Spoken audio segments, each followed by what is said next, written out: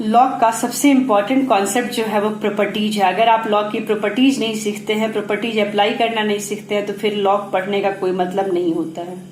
तो कुछ basic properties है, ये है कि अगर log base a n plus log base a m हो तो आप इसको log a m into n भी लिख सकते हैं।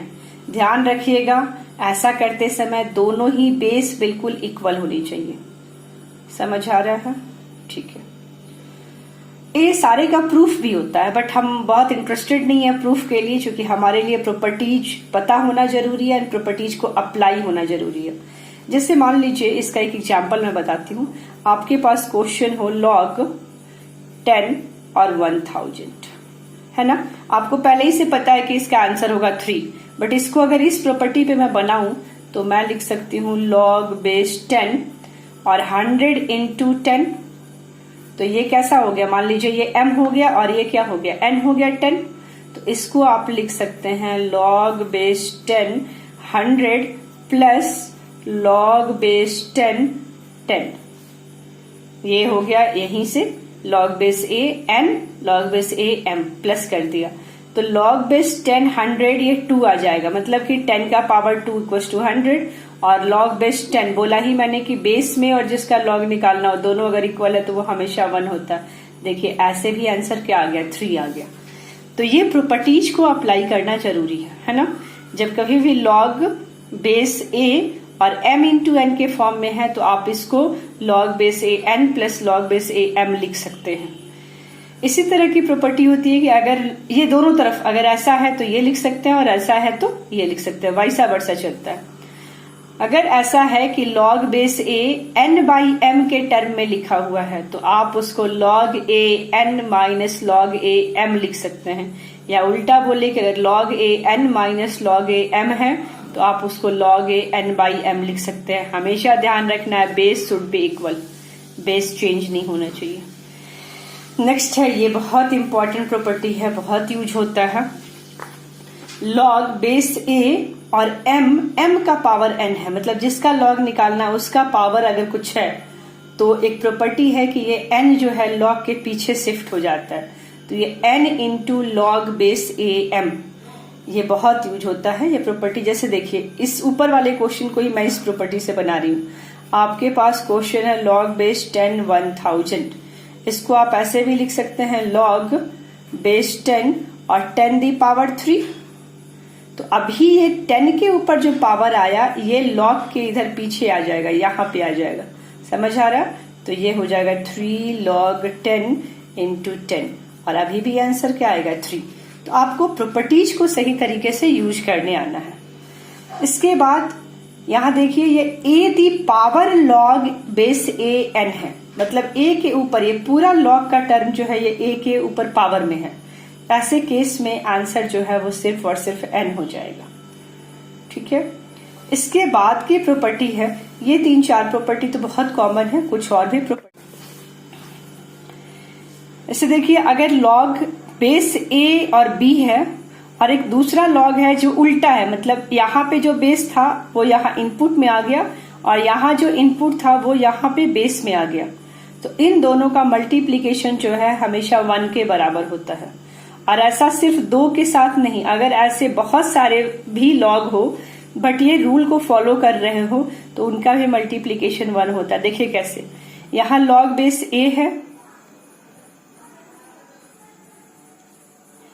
यहाँ देखिए लॉग बेस a है और b का निकालना है, अगले वाले में बेस b है और c का निकालना है, उसके अगले वाले में बेस c है, जो यहाँ निकालना था जिसका लॉग वो यहाँ बेस में आ गया, अब d है, फिर यहाँ जिसका निकालना था वो इस बार बेस में आ गया, और जहां से स्टार्ट किया था हमने जो बेस था a, अगर वही फिर से यहाँ आ गया, एक पूरा साइकिल कंप्लीट हो गया, तो इसका मल्टीप्लीकेशन कितने के बराबर होता है, 1 के बराबर होता है।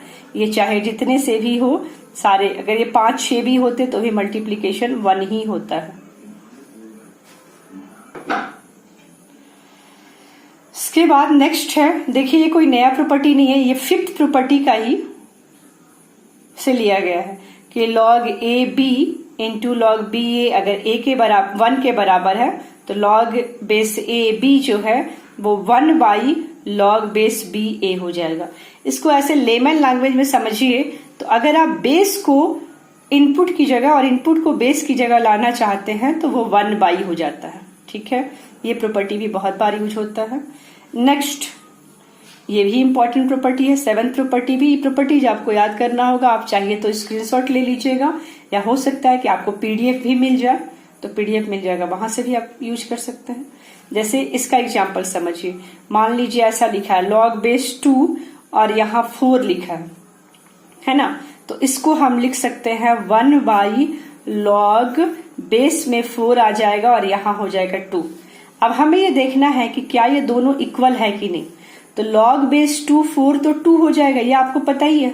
इधर में क्या आता है, देखिए ये तो 1 बाई है, अब यहाँ 4 और यहाँ 2 है, तो आपको ये पता होना चाहिए कि रूट 4 जो है वो 2 के बराबर होगा, है ना।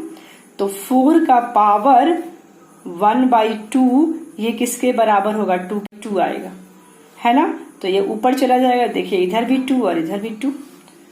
ऐसे ही अगर लॉग में बेस में b है और यहाँ जिसका लॉग निकालना है वो a है, तो अगर आप चाहते हैं कि बेस चेंज करना है, इसको बेस चेंजिंग प्रॉपर्टी भी बोलते हैं, बेस को चेंज कर देना है, तो same base by log b भी लिख सकते हो।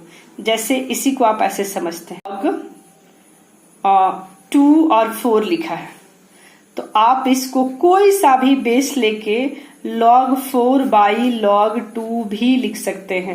लेट मान लीजिए मैंने दोनों के लिए log 2 ले लिया, तो 2 लिया तो यहाँ 2 आएगा, यहाँ क्या आएगा 1। अभी भी आंसर क्या है, सेम ही है, कोई चेंजेस नहीं है। तो ये 7th प्रॉपर्टी हो गया, इसको बेस चेंजिंग फॉर्मूला बोलते हैं। देखा ना, जैसे log 2 4 है तो इसको हम log 4 बाई log 2 लिख सकते हैं और हम बेस कुछ भी ले सकते हैं। ठीक है, ओके। देन आप आ जाइए नेक्स्ट प्रॉपर्टी पे। ये हम पीछे भी डिस्कस कर चुके हैं कि अगर ऐसे a दी पावर log और a n हो तो ये n के बराबर होता है। यहाँ थोड़ा अलग है, अगर a the power log n b हो तो हम इसको शिफ्ट कर सकते हैं, इसको नीचे ला सकते हैं और इसको ऊपर ले जा सकते हैं। ये ऐसे भी लिखा जा सकता है। अगर लॉग, ये बेस का पावर अल्फा है, बेस का पावर अल्फा है, अगर ये बेस का पावर अल्फा इंटू बी हो तो आप इसको 1 by alpha into log A b भी लिख सकते हैं। जैसे इसके लिए आप एग्जाम्पल समझिए, मान लीजिए कि ये ऐसा होता लॉग 4 और यहाँ होता 2, तो आप इसको कैसे लिख सकते हैं, आप इसको लिख सकते हैं log 2 स्क्वायर 2, ये भी लिख सकते हैं। अब प्रॉपर्टी के अकॉर्डिंग ये 2 को 1 बाई में जाना है, तो ये 1 बाई 2 हो गया और इनटू log 2 कितना हो गया, 1 के बराबर हो गया।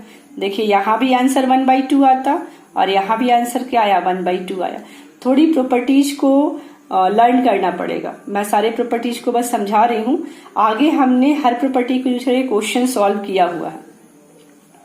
तो ये आपके पास 10 प्रॉपर्टी है, ये 10 प्रॉपर्टी याद होना चाहिए और बहुत रटने की जरूरत नहीं पड़ती अगर आप क्वेश्चंस बनाना सीख गए। सबसे इम्पॉर्टेंट बात लॉग के लिए जो है वो ये है कि आप याद रखें